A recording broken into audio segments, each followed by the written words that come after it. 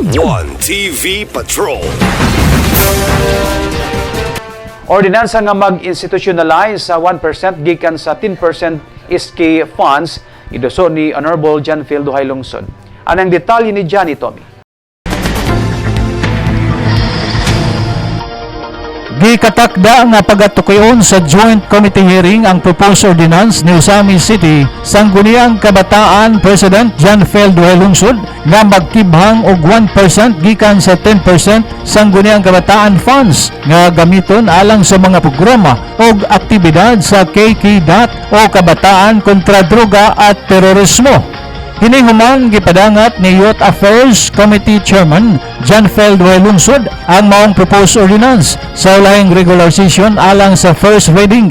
Gipasabot ni Honorable John Phil Duhay Lungsod nga ang KKDAT o Kabataan kontra Droga at Terorismo usa ka programa nga hinuusang gipasihugda sa Philippine National Police nga gitawag og PADS o Philippine Anti-Illegal Drugs Strategy og sa Armed Forces of the Philippines nga gitawag og NTF-ELCAC o National Task Force to End Local Communist Armed Conflict.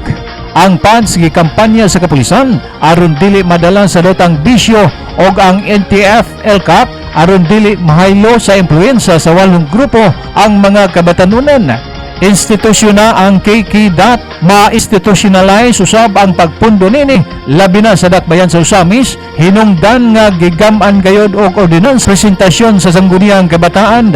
Ang motion ni Majority Floor Leader Atty. Mars Tapayan gikalipay ni Honorable John Phil Duhay Lungsod nga dili na kinahanglang mopailalom og public hearing ang maong ordinansa sa rason nga batag bulan o kwarter adunay regular nga padagtigom ang SK Federation og sa maong aksyon mahimong ipaabot sa proponent ang hangyo og katuyuan sa sugyot balawnon.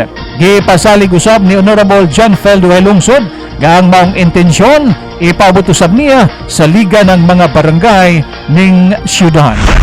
Yes, intention to have a public hearing on this because I understand this concern of the barangays and of the SK, and this item might be discussed in the Federation of ABC Barangay Councils as well as in the Federation of Sangguniang Kabataan, sir.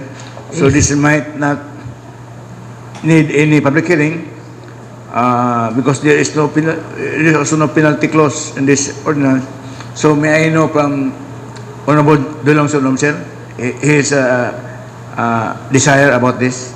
Honorable Duhay Lungsod, you are now recognized by the chair. Thank you, Madam Chair. I subscribe to the manifestation of Honorable Mars Tapayan that dili na mo undergo public hearing because I would like to inform this august body, Madam Chair, that first, before we draft this ordinance, on our last meeting, month of January, the 51 SK chairpersons in Usami City are already aware of this sa amo ang paghimuon nga draft ordinance to allocate a 1% coming from the 10% of the SK funds na ma-allocate into the program sa Kabataan kontra Droga at Terorismo. And after this, we will be having our another meeting next month, and perhaps wala man pod nag-involve og penalty ang proposed nga ordinance, Madam Chair. Alang sa One TV Patrol, Johnny Tommy reporting. One TV Patrol.